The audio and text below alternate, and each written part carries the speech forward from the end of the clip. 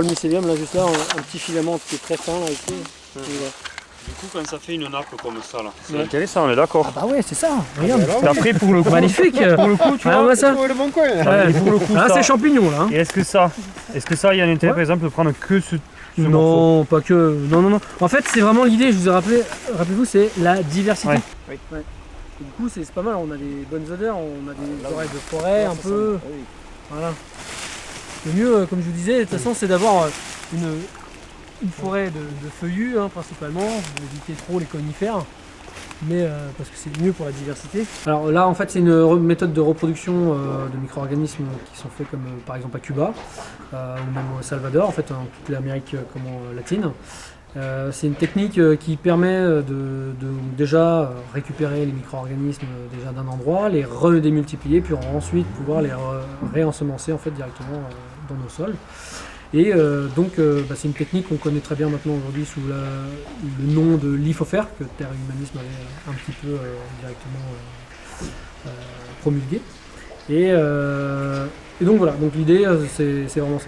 C'est vraiment de pouvoir reprendre des micro-organismes, les démultiplier en fait avec une base de sucre et ensuite après derrière pouvoir soit les donner en élevage pour le maraîchage, l'arboriculture. Ça peut avoir un effet justement préventif maladie, mais ça peut aussi avoir un renforcement au niveau de la résilience au niveau des végétaux. Et donc aussi derrière remettre des micro-organismes dans nos sols pour pouvoir justement aggraver ces sols.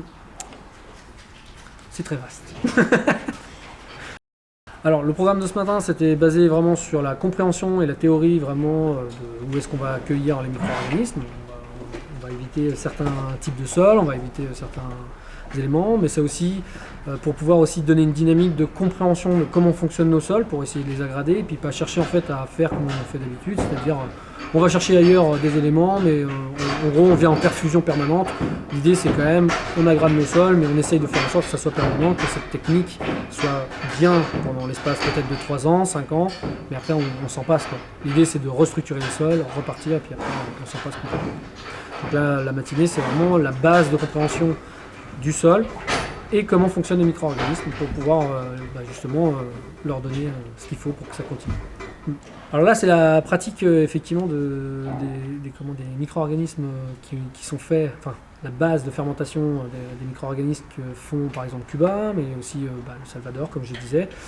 Et donc l'idée ça va être d'aller collecter directement les matières premières pour pouvoir après les mélanger avec un substrat spécifique.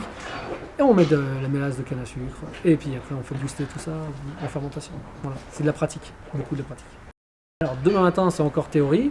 Et là par contre on va parler là particulièrement j'ai eu beaucoup d'éleveurs. Donc là on va vraiment parler spécialement élevage, mais on va parler aussi justement directement tout ce qui est comme céréales, ceux qui en produisent, les prairies aussi, comment faire pour ensemencer aussi les prairies, et donc donner les dosages, les recommandations, les précautions et les sécurités potentiellement pour le matériel principalement. Ça va. Voilà.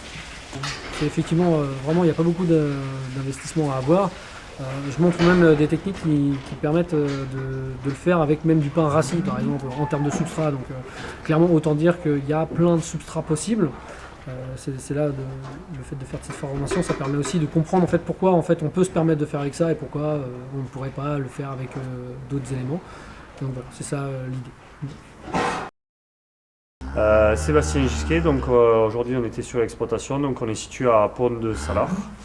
On est en production animale, donc vache laitière en AOP et brebis viande en sélection. Et après sur l'exploitation, du coup il y a de l'herbe et des céréales en autoconsommation. Pourquoi j'ai initié cette formation? Donc en fait je travaille beaucoup avec des plantes justement pour les cultures. Le fait de connaître Nicolas, on avait beaucoup évoqué tous ces micro-organismes. L'année dernière j'ai testé justement la mise en place de bactéries au niveau de la litière, et donc c'est de là que j'ai mis en place l'essai sur la nurserie. Donc on est un village groupé, du coup j'ai eu beaucoup de veaux à l'instant T, et pour justement maintenir un paillet propre et qui dure dans le temps, j'ai incorporé justement ces micro-organismes. L'effet a été très bénéfique. Au lieu de pailler tous les jours, j'ai paillé tous les 2 jours, et sachant qu'il y avait un effectif au mètre carré bien plus important que classiquement quand j'étais en village étalé. L'idée est partie de là.